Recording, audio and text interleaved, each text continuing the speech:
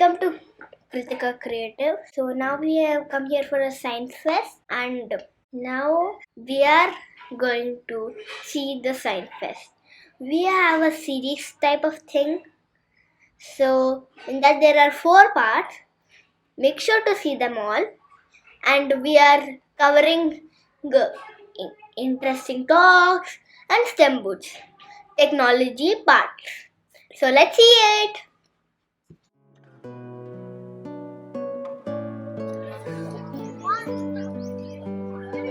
First question is the toy or the pet or the robot or the person you want in the lab, and the second question is 2 items from your house that you would also want to have in the lab. These can be your favorite things or things you really like or your things that you think you will be using in the lab.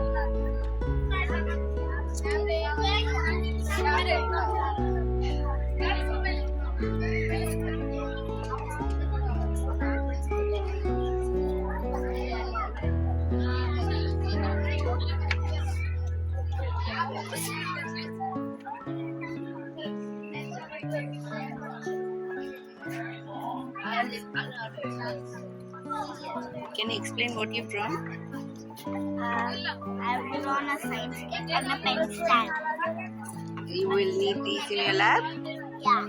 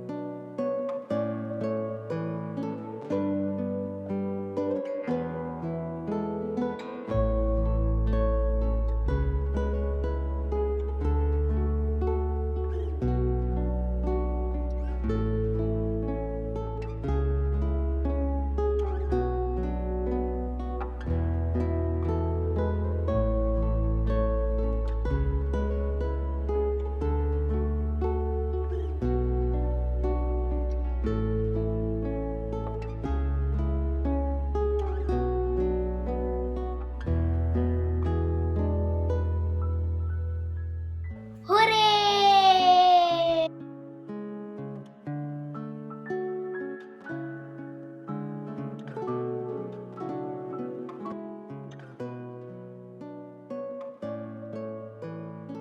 Alright, so in short, it has the potential to change the world every bit as the personal computing has, the first world of computing has, first wave of computing has, and in my opinion, maybe much more than that. So I'm going to close with a bit of an overview of some of the research which is relevant to this.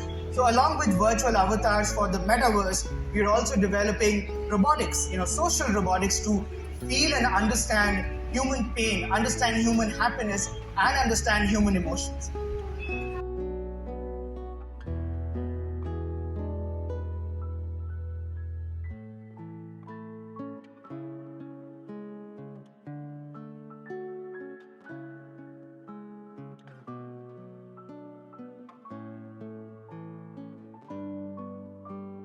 From a PhD student from IISc, actually, I've been for the experiences and all the. So now let's explore the STEM booths. So in this part, we're going to see about technology and all. So let's see it. What's your name? Kritika. Kritika. Come here, Kritika. What is this? Have you seen this? What is this? It's a hand made of plastic, right? You have your hand. Why we made this? There will be few aspects where you can't use human hands. For example, you have a bomb. You can't go and defuse it, right? So you have a robotic arm. It can go and defuse it for you. If something bad happens, you lose plastic. But when you go and do something, you lose your life, isn't it? So it's always better to have these products. So how we do this? We have printed this. Have you ever used a printer? What do you print for?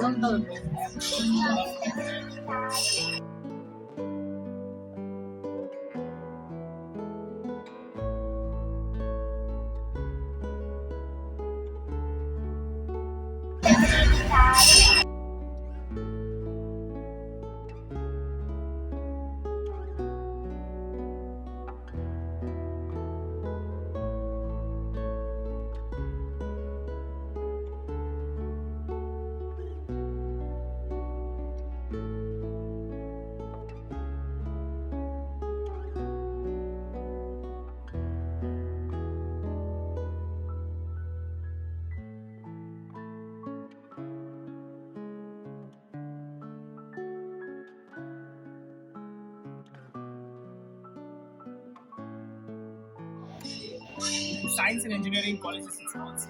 And basically, what happens is if you're trying to set up an electronics lab, you require a whole variety of instruments, right? You need oscilloscopes, multimeters, etc. And for science labs, you need sensors.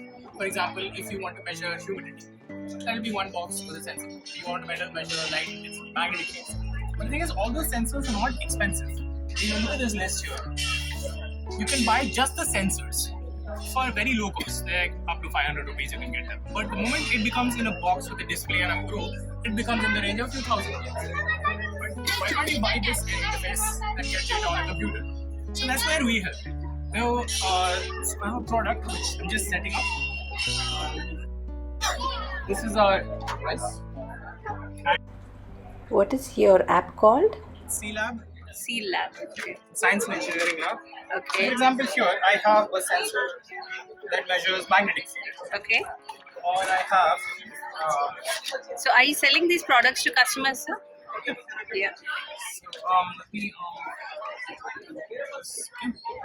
So this is a heart rate sensor. A heart rate sensor? Can we check it now? Sure. So I'm going to plug this into my phone. Okay. Phone app here.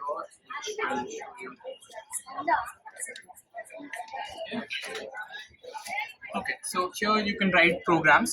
So this is called visual programming, where Okay. kids can write programs without worrying about syntax errors. You attach blocks. So for example, I want to, She can do scratch program. Yeah. So if you understand Scratch, let me show you a Scratch demo first. Okay. I have this RGB light here. Okay. This blue, green. Right. Okay. I'm going to show you a simple program here. So what is this program doing? Repeat 10,000 times. You understand a loop? Yeah.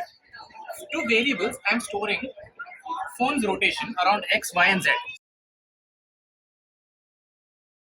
See on Okay. the Play Store. Okay. And phone rotating around x-axis is 1 value.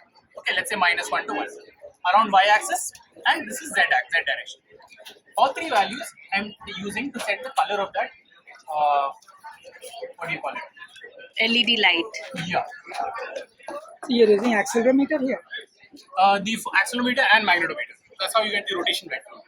Because the magnetometer can tell you which is north, but if you rotate around the north, you won't get any reading, right? Same for the acceleration. Around z, there's no difference. So you combine the two, you get the rotation vector. And using the rotation vector, if I just run this, watch. You see the color of this. See So that? you see green is around this axis, right? And around this axis I have a different color, blue.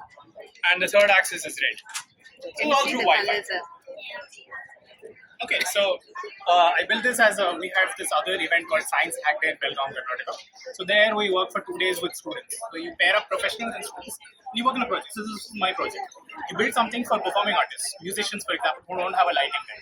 And you say, okay, you strap on your phone and you can control the lights using just. So now let me show you like the heart The rate heart that you rate wanted thing. to see. Yeah. Yes, please.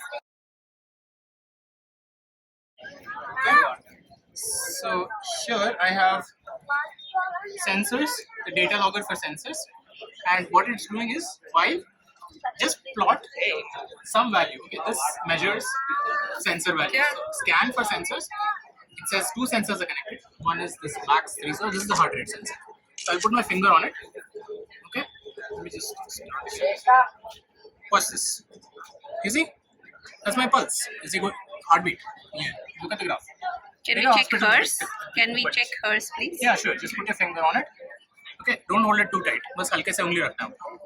Okay. You see? So how much is her pulse rate now? That you have to calculate. We're just Okay. showing the fluctuations. But since this is time axis, you can actually calculate. You just count the number, pulses in 10 seconds or 100 seconds. Right. And you get pulse. So similarly, a lot of different sensors. So that's essentially what we're doing.